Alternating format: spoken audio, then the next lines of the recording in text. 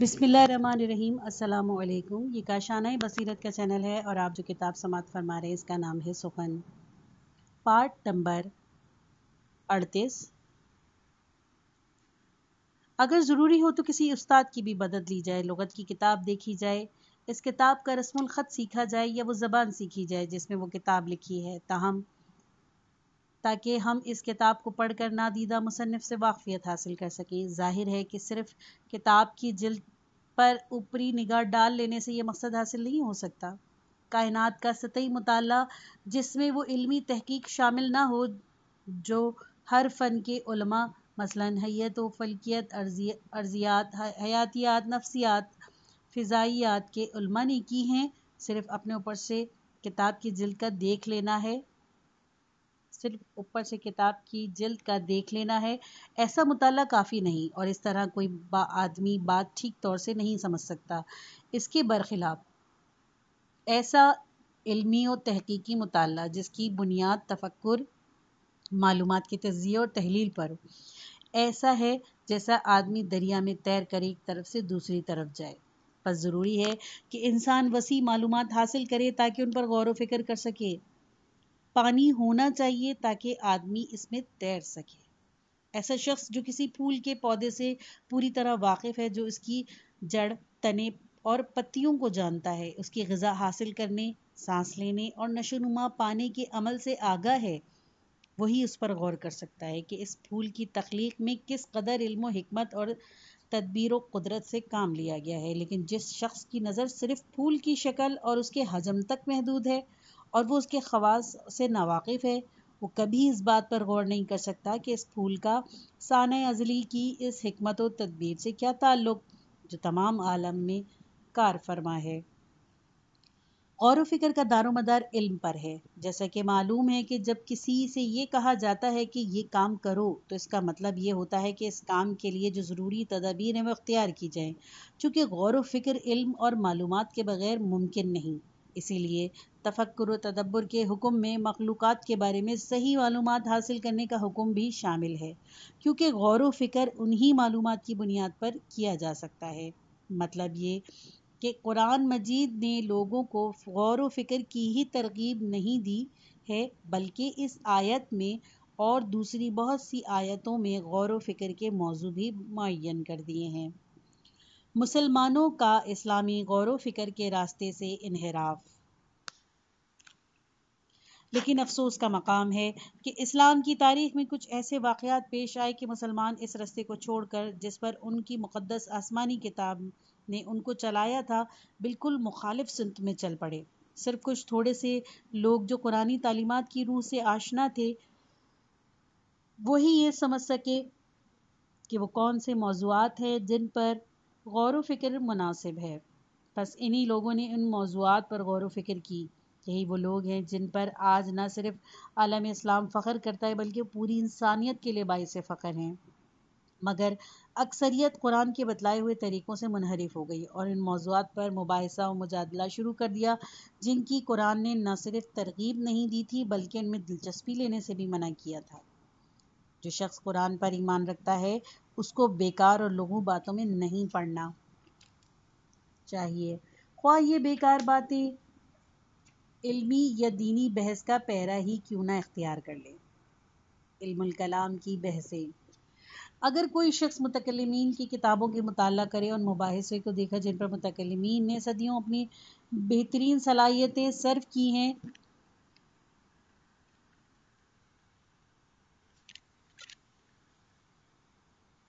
اور ان مباحثے کا ان موضوعات سے مقابلہ کرے جن کا مطالعے کے قرآن نے ترغیب دی ہے، تو وہ یہ دیکھے گا کہ دونوں میں قطعی کوئی مناسبت نہیں۔ بیکار اور لغو مباحث پر تو لوگ برسوں جھگڑتے رہے، اور جن موضوعات کے مطالعے کی قرآن مجید نے ترغیب دی تھی ان کی طرف کسی نے توجہ ہی نہیں کی، یہاں تک کہ کچھ غیر لوگوں کا شوق پیدا ہوا اور یہ کام انہوں نے اپنے ذمے لے لیا، چنانچہ وہ دنیا میں سربلند ہو گئے۔ کتنی شرم کی بات ہے کہ وہ سبق جن کے سیکھنے میں ہماری آسمانی کتاب نے ترغیب دی تھی اب ہمیں غیروں سے سیکھنے پڑتے ہیں۔ میں نے پہلے کہا تھا کہ آدمی جتنا موجودات عالم کی بناوٹ میں غور کرتا ہے اور گہرائی میں جاتا ہے، وہ اس دنیا کے مختلف اجزاء میں ایک خاص طرح کا ربط، باہمی تعلق اور ہم آہنگی پاتا ہے۔ ایسا معلوم ہوتا ہے کہ گویا اس دنیا میں موجود ہر چیز، ہر ذرے میں ایک مستقل طاقت اور حرکت ہے، لیکن وہ اپنی جگہ پر بالکل آزاد اور بے تعلق نہیں ہے۔ دوسرے اجزاء کے ساتھ اس کا ربط اور تعلق قائم ہے۔ اس عالم کا ہر جز مجموعہ عالم کے ڈھانچے ہی میں اپنے فرائض انجام دے رہا ہے، اپنے مقاصد بروئے کار لا رہا ہے۔ اس لحاظ سے تمام عالم ایک وحدت ہے۔ قرآن میں خالق کائنات کا وجود اور وحدانیت۔ یہ نکتہ قابل ذکر ہے کہ قرآن مجید میں خدا کے وجود اور اس کی وحدانیت کی ایک ہی دلیل دی گئی ہے۔ جو دلیل خدا کے وجود کو ثابت کرتی ہے، ٹھیک وہی اس کی وحدانیت کی ہی دلیل بھی ہے۔ فلسفی عموماً واجب الوجود کے وجود اور اس کی وحدانیت کے ثبوت سے الگ الگ بحث کرتے ہیں۔ مسلمان متکلمین نے بھی فلسفے کی پیروی کی ہے، لیکن قرآن میں یہ بات نہیں، یعنی ایسا نہیں ہے کہ ایک جگہ تو اس کی دلیل دی جائے کہ وہ واجب الوجود قائم بذاتہ ہے، قائم بغیرہ نہیں، اور دوسری جگہ اس کی دلیل دی جائے کہ وہ یکتا ہے۔ قرآن کا طرز استدلال ایسا حیرت انگیز ہے کہ اس کی موجودگی میں ذات باری کے تعدد کا تصور بھی نہیں کیا جا سکتا۔ یہ مضمون آیات قرآنی میں تو بطور اشارہ آیا ہے، مگر امیر المومنین علیہ السلام نے نہج البلاغہ میں اس کا واضح طور پر ذکر کیا ہے۔ اس مضمون کو قرآنی معارف میں شمار کرنا چاہیے، جو در حقیقت قرآن کا اعجاز ہے، اور اس کا جو تذکرہ حضرت علی علیہ السلام نے کیا ہے وہ بھی اپنی جگہ پر ایک خاص اعجاز ہے۔ حدیث میں ہے کہ کسی نے امیر المومنین علیہ السلام سے پوچھا کہ کیا آپ کے پاس بھی کوئی وحی آتی ہے؟ قسم ہے اس ذات کی جس نے دانے کو چیرا اور جانداروں کو پیدا کیا، صرف یہ ہو سکتا ہے کہ اللہ اپنے کسی بندے کو اپنی کتاب کی سمجھ عطا کر دے۔ امام علی علیہ السلام کے اس جملے میں یہ فرمانا چاہتے ہیں کہ حیرت انگیز معارف آپ کے وجود مقدس سے ظاہر ہوئے ہیں۔ وہ نتیجہ ہیں قرآن کے معنی و مقاصد سمجھنے اور ان کا ادراک کرنے کے۔ میں نے کہا ہے کہ تخلیق کا جو نظام ہے وہ خود موجودات میں ربط، باہمی اور ہم آہنگی کی نشاندہی کرتا ہے۔ مجموعی طور پر اجزائے عالم کی ایک وحدت تشکیل دیتے ہیں۔ کسی مجموعے کے اجزاء میں باہمی ربط و وحدت اور ہم آہنگی کا ہونا بھی ممکن ہے اور نہ ہونا بھی۔ میں ایک مثال سے اس بات کی وضاحت کرتا ہوں۔ بھیڑوں کا گلہ بھی ایک مجموعہ ہے، لیکن اس کے اجزاء میں باہمی اتصال، ہم آہنگی مفقود ہے۔ ہر بھیڑ خود چلتی ہے، گھاس چرتی ہے، خود سوتی ہے۔ بھیڑوں کے مجموعے کی بناوٹ ایسی نہیں کہ اس سے خود بخود کوئی وحدت تشکیل پا سکے۔ بھیڑوں میں ہم آہنگی صرف اس قدر ہے کہ ان کو ایک گڈریا ہانکتا ہے، لیکن ہر بھیڑ کے جسم میں لاکھوں کروڑوں زندہ خلیے موجود ہیں، جن میں سے کچھ جلد کی بافتوں کی تشکیل کرتے ہیں اور باقی تمام اجزاء کے لیے غلاف کا کام دیتے ہیں۔ کچھ پٹھوں کی تشکیل کرتے ہیں، اسی طرح کچھ دل کی بناوٹ کے کام آتے ہیں اور کچھ آنکھ کی۔ غرض یہ کہ سب متفرق اور الگ الگ کام کرتے ہیں، سب کا اپنا اپنا کام اور الگ الگ مقصد ہے۔ ایک گروہ کو دوسرے گروہ کی کچھ خبر نہیں۔ خون کے خلیوں کو معلوم نہیں کہ گوشت کے خلیے بھی موجود ہیں۔ گوشت کے خلیوں کو اعصاب کے خلیوں کا علم نہیں۔ اعصاب کے خلیے جلد کے خلیوں کے وجود سے بے خبر ہیں۔ ان میں سے کسی کو معلوم نہیں کہ وہ سب مل کر ایک مجموعہ اور ایک وحدت کے لیے کام کر رہے ہیں، جس کا نام بھیڑ ہے، اور اس کی اپنی زندگی اور اپنا مقصد ہے، جو ان سب خلیوں کو الگ الگ مقاصد سے بلند تر ہے۔ یہ سب خلیے اجزاء ہیں ایک کل کے، یہ سب وسائل ہیں ایک زیادہ بڑے مقصد کے۔ چونکہ آج کی رات ماہ رمضان المبارک کی 19ویں شب اور مولا متقیان حضرت علی علیہ السلام کے زخمی ہونے کی رات ہے، میں اس مناسبت سے اپنی گفتگو کا اختتام آپ کے کچھ حالات بیان کر کے کرتا ہوں۔ رسول اکرم صلی اللہ علیہ وآلہ وسلم امیر المومنین علی علیہ السلام کے قاتل کو اشقی الآخرین کا لقب دیا تھا۔ رسول خدا صلی اللہ علیہ وآلہ وسلم کوئی بات ایسے ہی نہیں کہہ دیتے تھے۔ آپ نے اس کو یہ لقب اس لیے دیا تھا کہ اس نے حضرت علی علیہ السلام کی شہادت سے ناقابل تلافی نقصان پہنچایا۔ عظیم ہستیوں کا وجود تو ہمیشہ ہی غنیمت اور مفید ہوتا ہے، مگر کبھی اجتماعی نقطۂ نظر سے ان کی پوزیشن ایسی ہو جاتی ہے کہ کسی خاص موقع پر ان کی اہمیت بے حد بڑھ جاتی ہے۔ کبھی کبھی کسی اجتماعی شخصیت کی حیثیت ایسی ہوتی ہے کہ پوری قوم کی قسمت کا فیصلہ اس کے ساتھ وابستہ ہو جاتا ہے۔ ایسے نازک مرحلے میں اس شخصیت کا چلے جانا حق کا خاتمہ اور ایک مسلک کا اور ایک دور کا خاتمہ بن جاتا ہے۔ حضرت علی علیہ السلام نے اپنے دور حیات میں فرمایا تھا کہ جب تک میں موجود ہوں لوگ دو جماعتوں میں حج کر رہے ہیں۔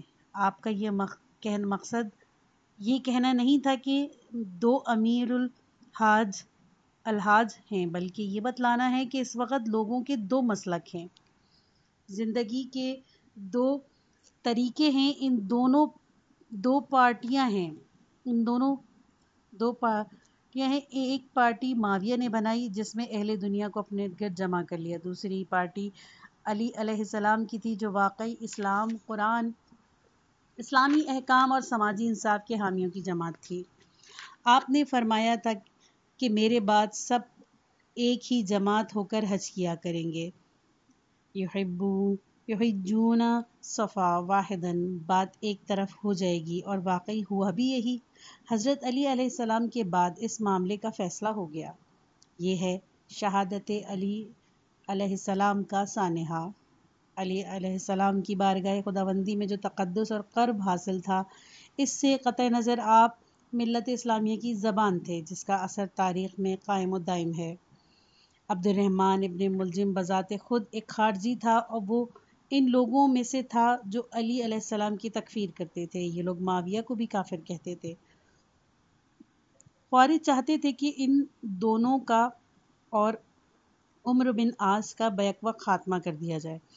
تین آدمیوں نے مکے میں باہم طے کیا کہ ان تینوں کو ایک ہی رات میں حملہ کر کے قتل کر دیا جائے گا۔ انہی میں سے ایک شخص عبد الرحمن بن ملجم مرادی تھا۔ جو شخص عمر بن عاص کے قتل کے لیے مقرر ہوا تو وہ مسجد میں گیا، لیکن اس رات عمر بن عاص کی نیابت کوئی اور شخص کر رہا تھا جو بظاہر مصر کا قاضی تھا۔ وہ نماز پڑھا رہا تھا۔ قاتل اس کو پہچان نہ سکا اور وہ ناواقفیت میں مارا گیا۔ جو شخص معاویہ کے قتل پر مامور تھا اس نے اپنا وار کیا، لیکن ضرب اتنی کاری نہیں پڑی کہ وہ قتل ہو جاتا۔ فقط عبد الرحمن بن ابن ملجم اپنے مقصد میں کامیاب ہوا۔ حضرت علی علیہ السلام کی اس طرح دنیا سے اٹھ جانے کا قدرتی نتیجہ یہ ہوا کہ تاریخ اسلام کی خطرناک ترین پارٹی برسر اقتدار آ گئی۔ حضرت علی علیہ السلام کی شہادت محض ایک شخص کی موت نہیں تھی، بلکہ ان کی اپنے مخالفین سے جنگ بھی شخصی نوعیت کی نہیں تھی، جس میں ایک فریق کی فتح کے بعد ایک شخص دوسرے شخص کی جگہ لے لیتا ہے۔ یہ عقیدہ اور مقصد کی جنگ تھی، مسلک کی جنگ تھی، طرز حکومت کی جنگ تھی۔ ایک فریق کا طرز حکومت انبیاء اور اولیاء کا سا تھا، دوسرے فریق کا فرعونہ اور جابرانہ کا سا۔ یہ توحید و شرک اور عدل و ظلم کا مقابلہ تھا، لہٰذا حضرت علی علیہ السلام کے ساتھ ہی اور بھی بہت سی چیزیں دفن ہو گئیں۔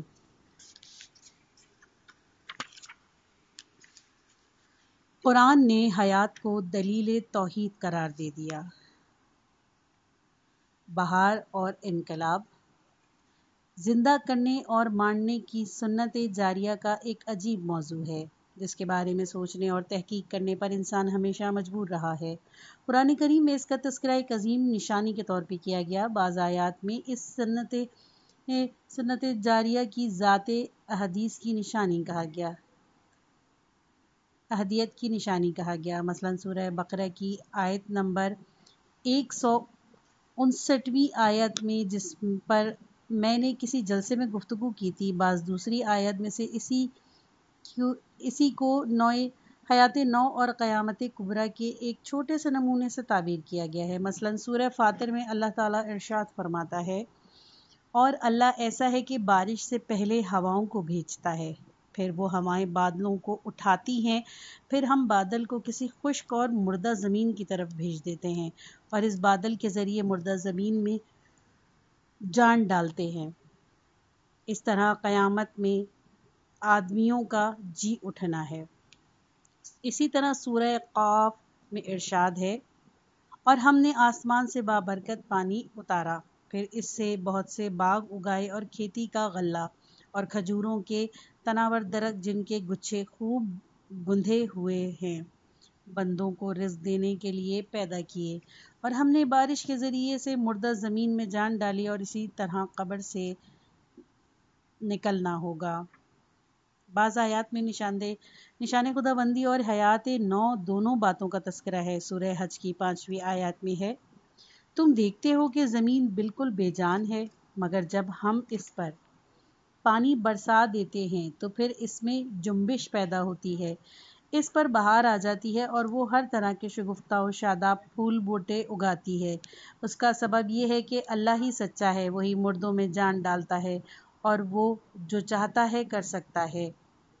اسی طرح کی اور آیتیں بھی ہیں۔ بنیادی بات یہ ہے کہ قرآن اللہ تعالیٰ کے محی و ممیت ہونے پر خاص زور دیتا ہے اور زندگی بخشنے کو اس کی خاص صفت قرار دیتا ہے۔ اس ضمن میں بکثرت آیات آئی ہیں، اس وقت ان سب کو بیان کرنا ممکن نہیں۔ ضرورت صرف اس بات کی ہے کہ ہم اس بارے میں قرآن کے طرز استدلال سے آگاہی حاصل کریں۔ جس نقطے کی طرف توجہ ضروری ہے وہ یہ ہے کہ جس چیز کو توحید کی نشانی قدرت الہی کا علامت کہا گیا ہے وہ یہی مارنے اور جلانے کا فعل ہے جو ہم عام طور پر دیکھتے ہیں، یعنی وہی چیز جو سب کی نظروں کے سامنے ہے اور جس کو دیکھنے کے ہم عادی ہیں، یہی قدرت الہی کا ایک جلوہ ہے۔ گو زندگی سے متعلق بہت سے مسائل ابھی تک انسان کی دسترس سے باہر ہیں اور اس کے لیے معمہ بنے ہوئے ہیں۔ یہی انسان جو ایک طرف تو ایٹم کو پھاڑ کر اس کی اصلیت تک پہنچ گیا اور دوسری طرف جس نے خلائی سفر کی طاقت حاصل کر لی اور ممکن ہے کہ کسی دن چاند، سورج اور ستاروں کو مسخر بھی کر لے۔ مسخر تو اب بھی ہیں، لیکن ممکن ہے کہ کوئی دن ایسا آ جائے کہ زمین کی طرح ان سے بھی قریب سے فائدہ اٹھانے لگے۔ وہ انسان زندگی کے مخفی اسرار معلوم کرنے میں عاجز و مانندہ ہے۔ دور جدید کا ایک دانشور کہتا ہے، جانتے ہو وہ کیا چیز ہے جو زمین کے سیاروں کی تخلیق بلکہ ساری کائنات سے اہم تر اور بالا تر ہے؟ وہ ایک چھوٹا سا ذرہ ہے جو مادہ حیات کو تشکیل دیتا ہے۔ اس کا نام پروتوپلازما یا جرثومہ زندگی ہے۔ اس کے بعد یہ دانشور اس ذرے کی حیرت انگیز وضع اور اس کی اور بھی حیرت افزا کارکردگی کی تفصیل بھی بیان کرتا ہے۔ اگرچہ زندگی سے مربوط بیشتر مسائل لا یحل ہیں لیکن ایک سبق نہایت آسان اور مفید ہے جو ہمیں ضرور لینا چاہیے، اور وہ یہ کہ زندگی یا جان مادے سے بالا تر ہے۔ گویا کہ زندگی ایک ایسی حقیقت ہے جو مادے سے بالا تر ہے۔ ہم یہ بات آسانی سے سمجھ سکتے ہیں کہ زندگی یا حیات جان ایک نور ہے جو ایک بلند تر افق سے تاریک مادے پر چمکتا ہے، ورنہ مادہ خود سے بے جان اور مردہ ہے۔ صرف خاص حالات میں اس میں یہ استعداد پیدا ہو جاتی ہے کہ ایک بالا تر افق سے اس میں ایسی روشنی پیدا ہو جو مخصوص قوانین کے تحت اسے اپنے زیر تصرف لے آئے اور اس کو اپنا محکوم بنا لے۔ جن لوگوں کی سوچ مادے اور جسم تک محدود ہے، زندگی کا عمل ان کے لیے بھی ایک واضح دلیل ہے اس بات کی کہ ایک بالا تر افق بھی موجود ہے جس کی تجلی بے جان مادے پر پڑتی ہے۔ یہ افق ایسا ہے کہ اپنی تجلی واپس بھی لے سکتا ہے۔ بسط اور قبض اور احیاء و اماتہ اسی کے ہاتھ میں ہے۔ البتہ توحید اور خدا شناسی کے نقطہ نظر سے مادہ اور زندگی میں کوئی فرق نہیں، دونوں کو خدا ہی نے پیدا کیا، دونوں ہی کا وجود اسی کے سہارے سے قائم ہے۔ البتہ جن لوگوں کی سوچ محدود ہے اور جن کی نظر جسم اور اس کے خواص سے اوپر نہیں جاتی، ان کے لیے یہ محسوس کرنا ضروری ہے کہ اس دنیا میں وجودیت جسم اور اس کے خواص تک محدود نہیں۔ ایک اور افق اجسام سے بھی بالا تر ہے جس کا اثر اجسام پر پڑتا ہے۔ وجود کی دنیا جسم تک محدود نہیں جس کی حیثیت محض چھلکے کی سی ہے۔ اجسام کی دنیا کے باطن میں اور بھی دنیایں ہیں جو اس جہان کا احاطہ کیے ہوئے ہیں۔ زندگی دراصل ایک روشنی ہے جو ایک دوسرے جہاں سے آ رہی ہے۔ جب خاص حالات میں مادہ ثقیل پا جاتا ہے، یعنی اس میں یہ صلاحیت پیدا ہو جاتی ہے کہ اس میں جان پڑ جائے، تو اس میں یہ نور چمکنے لگتا ہے، اور اس وقت تم اس مردے مادے کے پیکر میں زندگی کی روشنی کو دیکھنے لگتے ہو، اور مادے کے اس سیال اور متحرک جوہر میں جو مرتا اور زندہ ہوتا ہے زندگی کا واضح تعلق نظر آنے لگتا ہے۔ اگر کوئی ایسی چیز ہے جو اپنی ذات سے مردہ اور بے جان ہے تو ایسی چیز بھی ہے جو اپنی ذات سے زندہ ہے۔ اگر کوئی ایسی چیز ہے جو اپنی ذات سے متغیر اور ناپائیدار ہے تو ایسی چیز بھی ہے جو اپنی ذات سے غیر متغیر اور پائیدار ہے۔ اگر کوئی چیز اپنی ذات سے بے نقش اور بے صورت ہے تو ایسی چیز بھی ہے جو خود ہی نقش و صورت ہے۔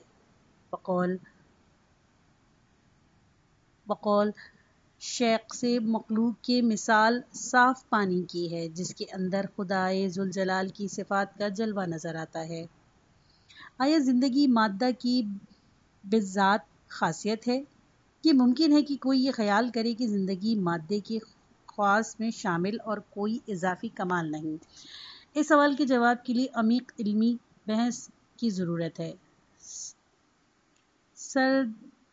اتنا ہی کہا جا سکتا ہے کہ یہ ظاہر ہے کہ اس مادے کا کوئی عنصر خود زندگی کا حامل نہیں، اس کے جز میں زندگی نہیں پائی جاتی۔ جب دو یا دو سے زائد عناصر باہم ترکیب پاتے ہیں تو زیادہ سے زیادہ یہ ہوتا ہے کہ سب عناصروں میں سے ایک ایسی مشترک خصوصیات پائی جانے لگی جو ہر عنصر کی خصوصیات سے مختلف نہ ہو۔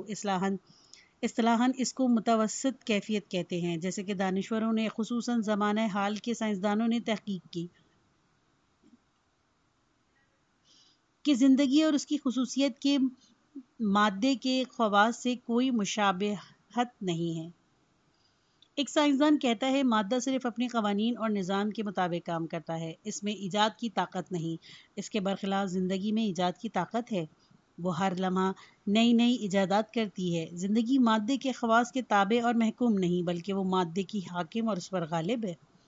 یہی سائنسدان یہ بھی کہتا ہے کہ زندگی کی خواہ کوئی بھی شکل ہو، چاہے اس کی شکل ایک خلیے والے جاندار کی ہو یا مچھلیوں کے یا کیڑے مکوڑوں کی،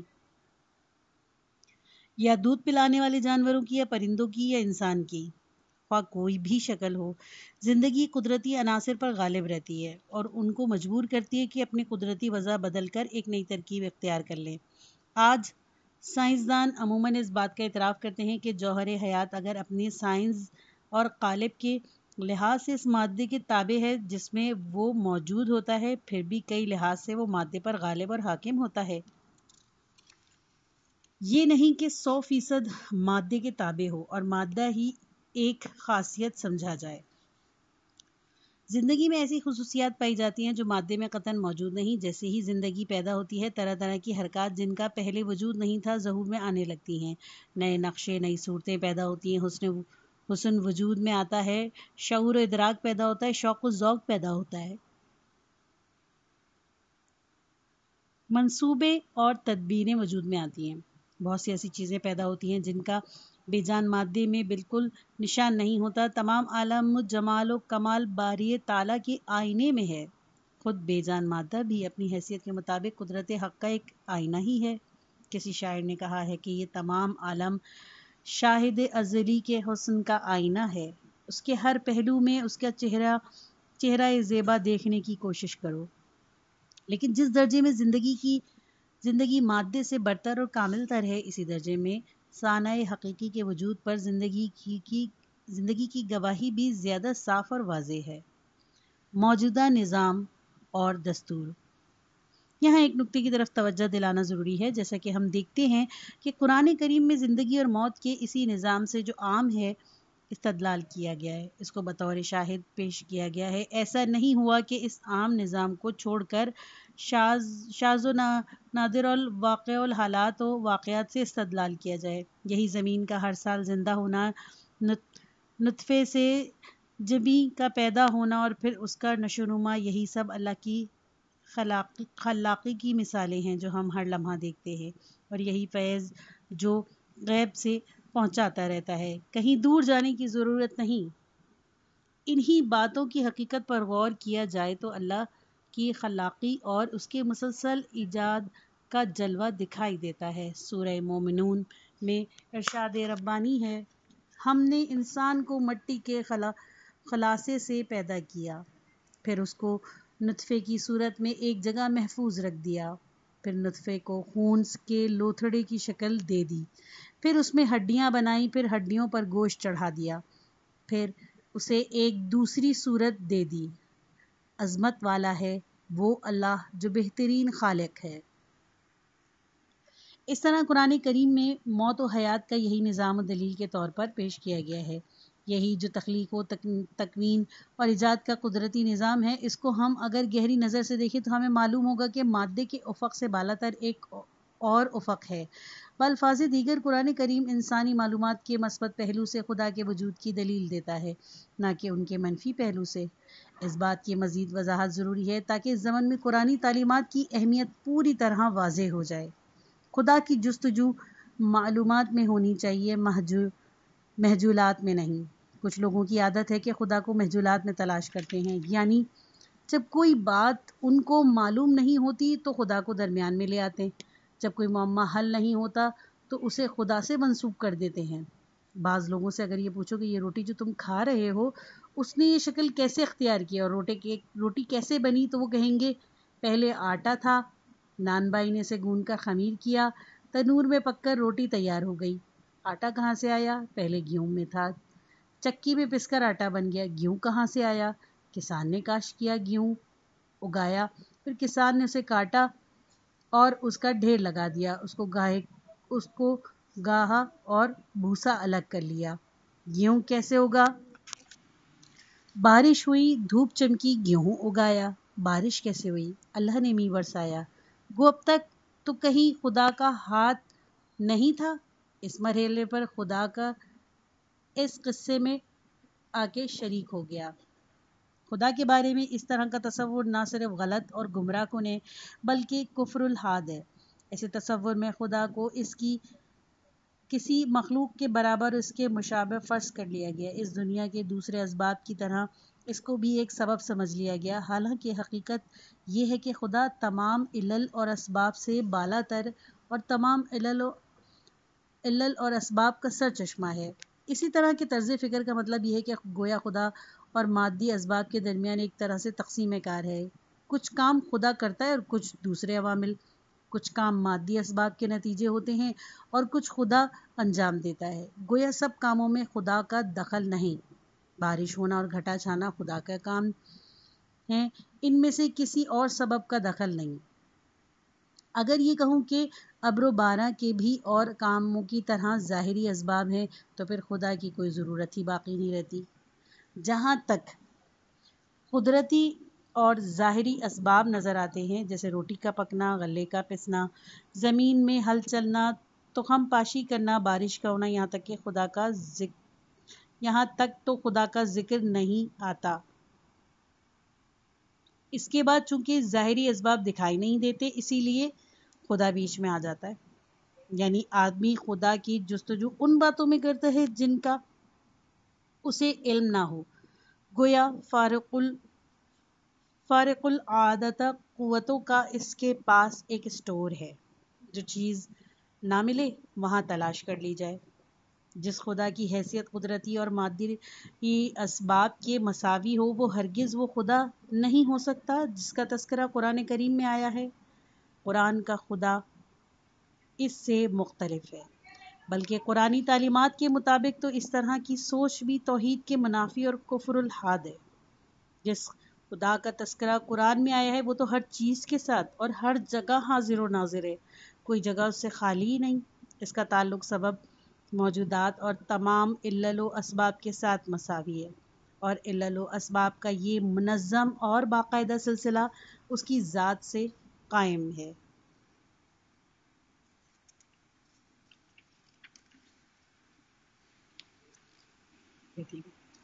سطحی ذہن کے لوگوں کا یہ طریقہ ہے کہ وہ خدا کی تلاش ان چیزوں میں کرتے ہیں جن کا ان کو علم نہیں ہوتا اور خدا کا نام وہاں لیتے ہیں جہاں کسی واقعے کا ظاہری سبب ان کو معلوم نہیں ہوتا، لیکن قرآن موت اور زندگی کے باقاعدہ نظام سے استدلال کرتا ہے اور اس حقیقت کو جتلا کر زندگی کا افق مادے کے افق سے بلند و بالا تر ہے۔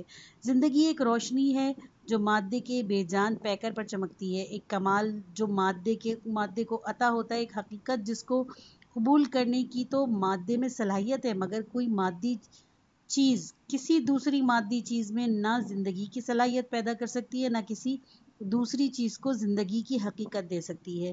یہ جتلا کر قرآن ہماری رہنمائی کرتا ہے اور ہمیں عالم ملکوت اور کائنات کے باطن سے نزدیک تر کر دیتا ہے۔ اس بیان اور طرز فکر کے مطابق زندگی جہاں میں بھی پیدا ہوتی ہے، جس مادے میں بھی پیدا ہوتی ہے اور جن حالات میں اور جن شرائط کے تحت بھی پیدا ہوتی ہے، خواہ اس کا ظہور تخلیق کے آغاز میں ایک دم ہو یا تدریجی ارتقاء کے اصول کے مطابق، خواہ کوئی زندہ چیز کسی دوسری زندہ چیز سے پیدا ہو یا کسی اور طرح زندگی کے لیے سازگار حالات پیدا ہو، خواہ ان حالات کو پیدا کرنے میں انسان کا ہی دخل کیوں نہ ہو، بشرط یہ کہ انسان کسی وقت اس پر قادر ہو جائے۔ بہرحال کچھ بھی ہو، ہر صورت میں زندگی اور جان خدا کا نور اور فیضان الہی ہے۔ یہ ایسی روشنی ہے جس کے مادے پر نزول خاص حالات میں مادے میں صلاحیت اور استعداد پیدا ہونے کے بعد ہوتا ہے۔